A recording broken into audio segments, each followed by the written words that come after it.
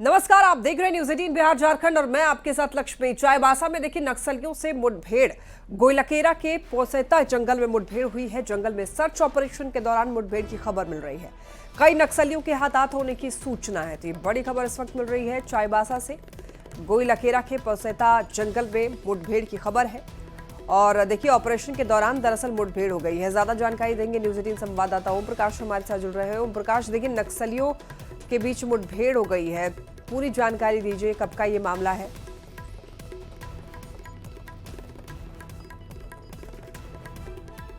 चलाया जा रहा था, उसी दरमियान नक्सली वहां पर मौजूद थे, जिसके साथ सुरक्षा बल और नक्सलियों के बीच मुठभेड़ हुई है। फिलहाल अभी भी जो रुक रुक कर फायरिंग की भी सूचना जो है वो आ रही है सामने। वहीं कुछ नक्सलियों के हताहत होने की सूचना है। हालांकि अब तक कोई भी जानकारी जो है स्पष्ट रूप से सामने नहीं आई है, लेकिन ये बताया जा रहा है कि कुछ नक्सली जो है वो हताहत हुए हैं। हालांकि उनकी बॉडी जो है वो नहीं, घायल नक्सली मिला है। फिलहाल अभी भी सर्च ऑपरेशन जारी है, उसके बाद तमाम स्थितियां जो है वो स्पष्ट होंगी। लेकिन बता दें कि स्वतंत्रता दिवस को देखते हुए जो सर्च ऑपरेशन है और जो ऑपरेशन जो अभियान है उसे तेज किया गया है और इसे देखते हुए ही चाईबासा में विशेष रूप से तैयारियां की गई थी, ताकि नक्सली जो है वो स्वतंत्रता दिवस के मौके पर कोई नापाक मंसूबों को अंजाम न दे सके। इसे लेकर अभियान जो है वो चलाया जा रहा था और इसी दरमियान नक्सलियों के साथ सुरक्षा बलों की मुठभेड़ हुई है। जी, और लगभग कितने नक्सलियों के ढेर होने की खबर है ओम प्रकाश? अभी बता दें कि हताहत होने की सूचना बता रही है, लेकिन इसका कोई अभी मतलब कहा जाए तो संख्या नहीं बताई गई है कितनी नक्सलियों को गोली लगी है। इसके लिए थोड़ा इंतजार करना होगा, जिसके बाद तमाम चीजें जो हैं वो स्पष्ट हो पाएंगी। ठीक है, बहुत धन्यवाद आपका इन तमाम अपडेट्स के लिए ओम प्रकाश। और एक खबर आपको राजस्थान से बताते हैं। राजस्थान के दौसा से खबर मिल रही है। सड़क हादसे में 10 लोगों की मौत हो गई है। खाटू श्याम मंदिर से लौट रहे थे श्रद्धालु, इसी दौरान एक सड़क हादसा हुआ। मृतकों में से बताया जा रहा है 7 बच्चे हैं, 3 इसमें महिलाएं हैं। और दरअसल ये जो श्रद्धालु हैं वो एटा आ रहे थे, एटा के रहने वाले थे श्रद्धालु, जो कि खाटू श्याम के दर्शन करके वापस लौट रहे थे और लौटते समय ही ये भयानक हादसा हो गया। और हादसा इतना दर्दनाक था कि इसमें 7 बच्चे और 3 महिलाएं जो है, इन 7 यानी कि 10 लोगों की इसमें जान चली गई। और अब बात करेंगे नीतीश कैबिनेट की बैठक की। तो देखिए आज शाम 4 बजे बैठक होने वाली है। कैबिनेट की बैठक की शुरुआत हो जाएगी शाम 4 बजे। सीएम नीतीश इस बैठक की अध्यक्षता करने वाले हैं और बताया जा रहा है इस बैठक को लेकर कई महत्वपूर्ण एजेंडे पर मुहर लग सकती है। तो नीतीश कैबिनेट की बैठक समय 4 बजे शाम, कई महत्वपूर्ण एजेंडे पर मुहर लगने की संभावना जताई जा रही है। बिहार एसआईआर पर सुप्रीम कोर्ट में आज सुनवाई है। देखिए सुप्रीम कोर्ट ने एसआईआर पर चुनाव आयोग को सही ठहराया है। एसआईआर पर चुनाव आयोग के रुख को सही ठहराया सुप्रीम कोर्ट ने। आधार कार्ड पर इलेक्शन कमीशन के पक्ष को सुप्रीम कोर्ट ने सही माना है। आधार निर्णायक प्रमाण नहीं हो सकता है, सुप्रीम कोर्ट का ये कहना है। देखिए निर्वाचन आयोग की तरफ से कई बार ये कहा गया कि नागरिकता का प्रमाण आधार कार्ड नहीं देता है और ये चैलेंज किया गया जब सुप्रीम कोर्ट में, तो सुप्रीम कोर्ट ने भी इस बात को सही माना है। सुप्रीम कोर्ट ने भी इस बात को सही ठहराया है कि आधार जो है नागरिकता का प्रमाण नहीं हो सकता है, आधार निर्णायक प्रमाण नहीं है, सुप्रीम कोर्ट का ये कहना है। तो कह सकते हैं कि इलेक्शन कमीशन के पक्ष को सुप्रीम कोर्ट ने भी सही माना है कि नागरिकता का आधार कार्ड जो लोग पहले समझते थे ऐसा नहीं है। तो एसआईआर पर सुप्रीम कोर्ट में सुनवाई और चुनाव आयोग को सही ठहराया है सुप्रीम कोर्ट ने। आपको बताते चलें आज सुनवाई होनी है इस मामले को लेकर। आधार कार्ड पर इलेक्शन कमीशन के पक्ष को फिलहाल तो सुप्रीम कोर्ट ने सही माना है। आधार निर्णायक प्रमाण नहीं हो सकता है, सुप्रीम कोर्ट का ये मानना है। अब देखिए एसआईआर के बहाने इंडिया गठबंधन जो है वो लगातार एनडीए और निर्वाचन आयोग की मिली भगत का आरोप लगा करके निशाना साध रहा है। इसी बीच देखिए पटना में आरजेडी दफ्तर के बाहर एक पोस्टर लगाकर निर्वाचन आयोग से लेकर एनडीए सरकार पर निशाना साधा गया है, जिसका जायजा लिया है न्यूज 18 संवाददाता आनंद अमृतराज ने। बिहार में एसआईआर को लेकर सियासत चरम पर है और लगातार सत्ता पक्ष और विपक्ष इस मामले पर आमने सामने है और आरोप प्रत्यारोप का खेल भी चल रहा है। लेकिन इसी बीच में पटना में एक पोस्टर लगाया गया है आरजेडी दफ्तर के ठीक सामने और इस पोस्टर के बहाने सरकार पर हमला बोला गया है और साथ ही चुनाव आयोग पर भी निशाना साधा गया है। इस पोस्टर में तेजस्वी यादव की तस्वीर लगी हुई है और आरजेडी के भाई अरुण कुमार हैं जो प्रदेश महासचिव हैं, उन्होंने ये पोस्टर लगाया है और पोस्टर में लिखा गया है कि वोटर लिस्ट डिजिटल फॉर्मेट की जगह इमेज स्कैन फॉर्मेट क्यों, जनता के लोकतांत्रिक अधिकारों पर चूना लगाने नहीं दूंगा। यानी कि एसआईआर के बहाने चुनाव आयोग और एनडीए सरकार दोनों पर निशाना साधा गया है और पोस्टर के बहाने ये बताने की कोशिश की गई है कि एसआईआर में बड़े पैमाने पर गड़बड़ी हो रही है। और पिछले कुछ दिनों से लगातार एसआईआर को लेकर जो महागठबंधन है, इंडिया गठबंधन है, वो लगातार एनडीए पे निशाना साध रहा है और साथ ही चुनाव आयोग पर भी निशाना साध रहा है। लेकिन अब बैनर पोस्टर के माध्यम से भी लगातार निशाना साधने का दौर जारी है और इस पोस्टर को देखिए जिसमें कई तरह की बातें लिखी हुई और गंभीर आरोप भी लगाए गए हैं। काटे गए नामों में मृतकों, पलायनों की संख्याओं का अलग डाटा आयोग क्यों नहीं जारी कर रहा है, जिसकी मांग लगातार तेजस्वी यादव या फिर राहुल गांधी कर रहे हैं। और अब इसी मुद्दे पर राहुल गांधी और तेजस्वी यादव के एक साथ दौरा भी होने वाला है एसआईआर को लेकर।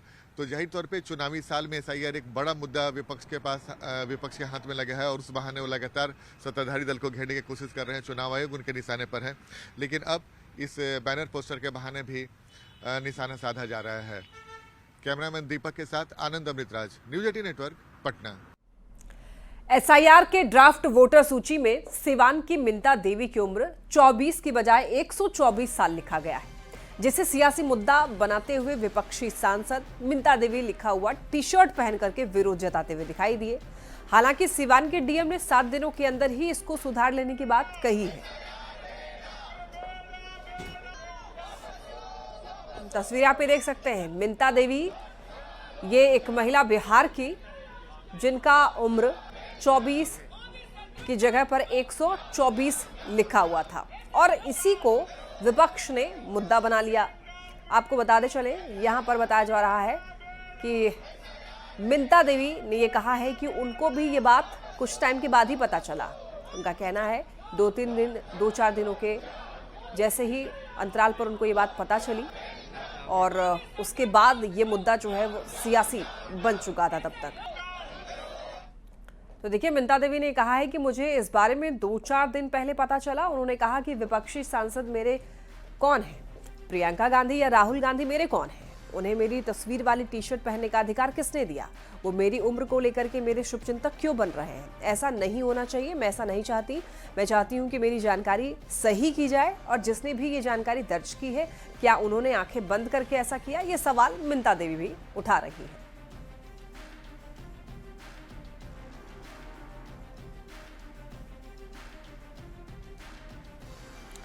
देखिए, केंद्रीय गृह मंत्री अमित शाह ने हर घर तिरंगा अभियान के तहत दिल्ली में अपने आवास पर तिरंगा फहराया।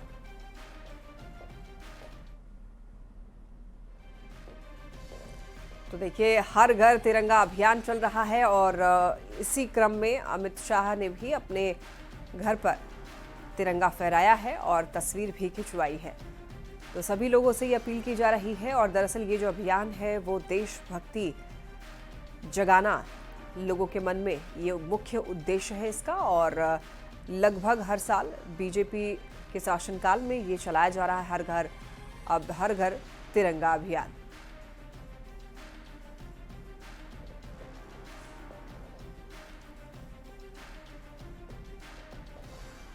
देखिए, जम्मू में अभिनेता अक्षय कुमार पर पुलिस ने एक्शन लिया है। ट्रैफिक पुलिस ने अक्षय कुमार की रेंज रोवर को सीज कर लिया है। दरअसल अक्षय कुमार किसी कार्यक्रम में शामिल होने के लिए जम्मू पहुंचे थे, लेकिन उनकी कार के शीशे जो है तो वो काले थे, जिसके बाद ट्रैफिक पुलिस ने ये एक्शन लिया है। पुलिस ने मोटर अधिनियम के तहत ये कार्रवाई की है। अब ऐसे में देखिए, पुलिस का ये दावा है कि कार में काले शीशे लगे हुए थे। हालांकि इस कार्रवाई से पहले ही अक्षय कुमार वहां से दूसरी कार में बैठकर जा चुके थे, लेकिन ट्रैफिक पुलिस का ये कहना है कि सेलिब्रिटी हो या फिर आम नागरिक, कानून सबके लिए बराबर है। जो नियमों का उल्लंघन करेगा उस पर आगे भी ऐसी ही कार्रवाई की जाएगी। पाकिस्तान के सेनाध्यक्ष आसिम मुनीर और पाकिस्तान के पूर्व विदेश मंत्री बिलावल भुट्टो की गीदड़ भभकी के बाद अब वहां के प्रधानमंत्री शहबाज शरीफ ने भी गीदड़ भभकी दी है। बूंद बूंद पानी के लिए तरस रहे पाकिस्तान के प्रधानमंत्री ने कहा कि भारत पाकिस्तान से एक बूंद भी नहीं छीन सकता। सिंधु जल संधि से पाकिस्तान के प्रधानमंत्री बौखलाए हुए हैं। मोतिहारी के मधुबन में देखिए बिना किसी डॉक्टर के अस्पताल में मरीजों का इलाज हो रहा है। ये सुनकर आप हैरान होंगे, पर ये सच है। मधुबन के यहाँ पर रेफरल अस्पताल में ना तो चिकित्सा पदाधिकारी आते हैं, ना ही हॉस्पिटल मैनेजर। इसकी शिकायत जब स्थानीय लोगों ने बीजेपी विधायक राणा रणधीर सिंह से की तो वो खुद ही अस्पताल पहुंच गए। उस वक्त भी अस्पताल में मरीज इलाज कराने के लिए पहुंचे थे, पर डॉक्टर साहब अस्पताल से नदारद थे। लापरवाही देखकर विधायक राणा रणधीर सिंह ने डॉक्टर को फोन लगाया और जमकर उनकी क्लास ली। वहीं से इलाज हो जा रहा है मरीज। तो हम सभी लोग यहाँ 100 लोग जमा आपके अस्पताल में आपको बधाई दे रहे हैं कि आप लौट जाइए, मुजफ्फरपुर रहिए। तनख्वाह सर का घर पर पहुंचा दें, और वो तो ऑनलाइन आता होगा, तो आने की जरूरत नहीं है। आपके प्रताप से, आपके मेडिकल नॉलेज से मुजफ्फरपुर से इलाज करने वाला पहला डॉक्टर इंद्रजीत प्रसाद, जो डेरा मुजफ्फरपुर से पूरा अस्पताल के लोगों का इलाज कर देता है। तो मैं ये चाहता हूँ कि आपका हॉस्पिटल मैनेजर भी आपके रास्ते पर चले। आपका घर कहाँ है? मेहसी से भी नहीं है बेचारा, मेहसी से मधुबन आने में कष्ट कितना होता होगा बेचारे। पटना से बड़ी खबर, पटना जंक्शन पर विदेशी शराब बरामद किया गया है। 319 लीटर विदेशी शराब की बरामदगी हुई है। उत्पाद और मद्य निषेध विभाग ने एक्शन लिया है। अनन्या एक्सप्रेस की बोगी से शराब मिली है। अलग अलग बोगी से शराब मिलने की खबर। जनरल बोगी और बाथरूम में भी शराब मिली। पुलिस ने 5 तस्कर को गिरफ्तार किया है। पटना जंक्शन पर 319 लीटर विदेशी शराब की बरामदगी। बताया जा रहा है कि अलग अलग बोगी में शराब रखी हुई थी। जनरल बोगी और बाथरूम तक में शराब मिली है। अब पुलिस ने 5 तस्कर को इस मामले में गिरफ्तार कर लिया है।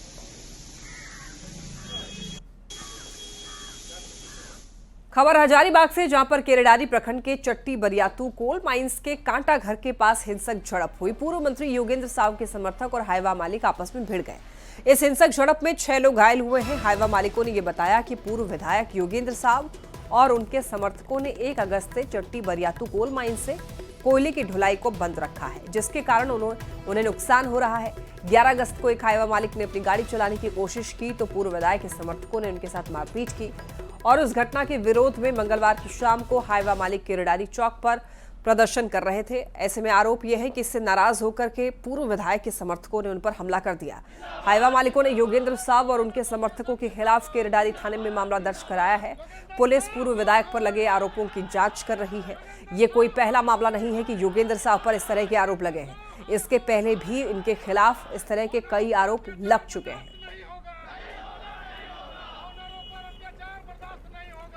हाईवा मालिकों के साथ मारपीट का आरोप। तस्वीरें आपको दिखा रहे हैं। एक तस्वीर जहां पर आप देखेंगे कि यहां पर गाड़ियों के साथ तोड़फोड़ की गई है, शीशे तोड़ दिए गए हैं, गाड़ी को क्षतिग्रस्त किया गया है और एक नहीं बल्कि दर्जनों गाड़ियों पर इसी तरीके से लाठी बरसाए गए हैं।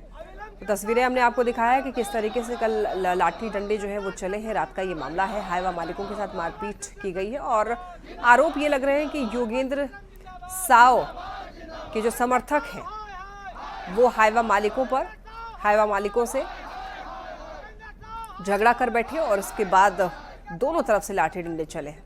11 अगस्त का ये मामला है। एक हाईवा मालिक ने अपनी गाड़ी चलाने की कोशिश की तो पूर्व विधायक के समर्थकों ने उनके साथ मारपीट की।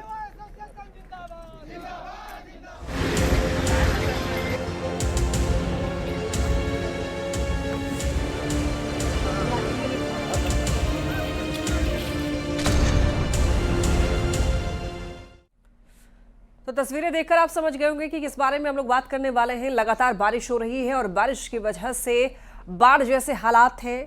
कई इलाका बाढ़ की चपेट में है, जिसकी वजह से आम जनजीवन कई लोगों की प्रभावित हुई है। ऐसे में आपदा प्रबंधन ने अलर्ट जारी किया है। ठनका और भारी बारिश को लेकर अलर्ट जारी किया है। पूर्वी चंपारण, वैशाली, पटना, भोजपुर, कैमूर, रोहतास, औरंगाबाद, अरवल, जहानाबाद, गया, मुंगेर, बेगूसराय, सहरसा, मधेपुरा, मधुबनी, खगड़िया जिले के लिए अलर्ट है और सुबह 10:30 बजे तक के लिए अलर्ट जारी किया गया है।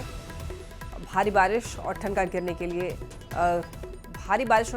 के अलर्ट जो है वो आपदा प्रबंधन विभाग ने जारी किया है।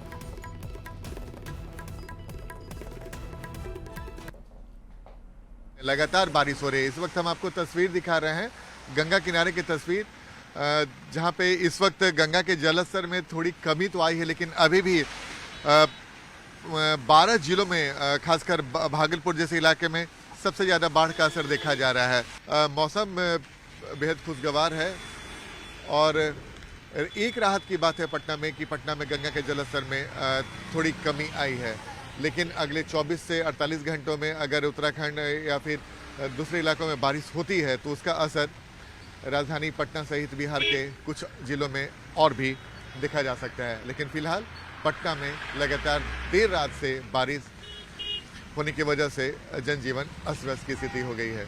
कैमरामैन दीपक के साथ आनंद अमृतराज, न्यूज 18 नेटवर्क, पटना। तो देखिए, बिहार में लगातार बारिश हो रही है और बारिश की वजह से जनजीवन काफी अस्त व्यस्त हो चला है। तस्वीरें लगातार आप देख रहे हैं। चलिए हम लोग बढ़ते हैं खबरों में आगे। देखिए, आरा में गंगा नदी अभी भी खतरे के निशान से ऊपर बह रही है। गंगा के कटाव की चपेट में इंजरी पंचायत का मनी राय का टोला आ गया है, जिसको लेकर ग्रामीणों में दहशत है। तस्वीरों में ये साफ तौर पर देखा जा सकता है कि गंगा नदी का कटाव इस गांव में तेजी से बढ़ रहा है। कई घरों को एहतियात के तौर पर खाली करा दिया गया है। वहीं इस कटाव से प्रभावित गांव का मां काली मंदिर बखोरापुर ट्रस्ट के अध्यक्ष समाज सेवी बीडी सिंह ने निरीक्षण किया।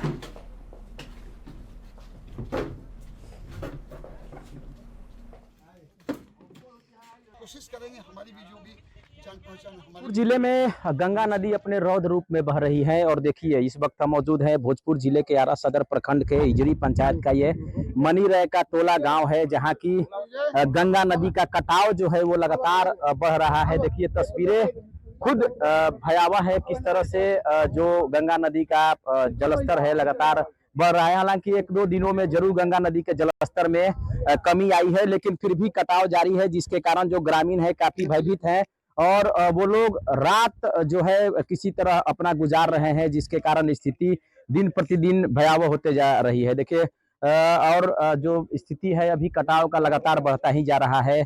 अगर इस गांव की बात करें तो गांव का जो पूरा ये है वो एक तरह से कहें तो गंगा नदी में विलीन होने के कगार पर पहुंच गया है।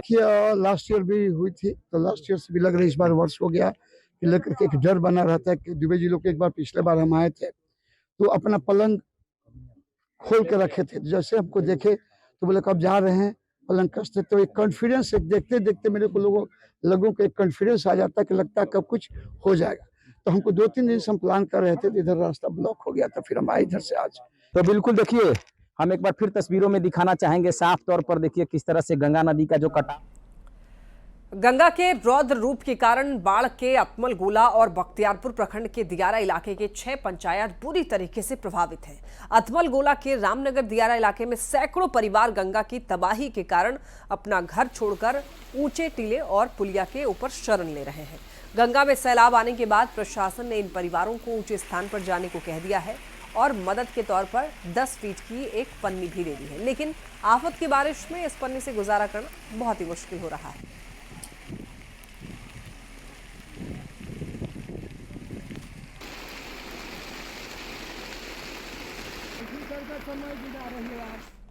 खबरें लगातार जारी है, आप देखते रहिए न्यूज़ 18 बिहार झारखंड।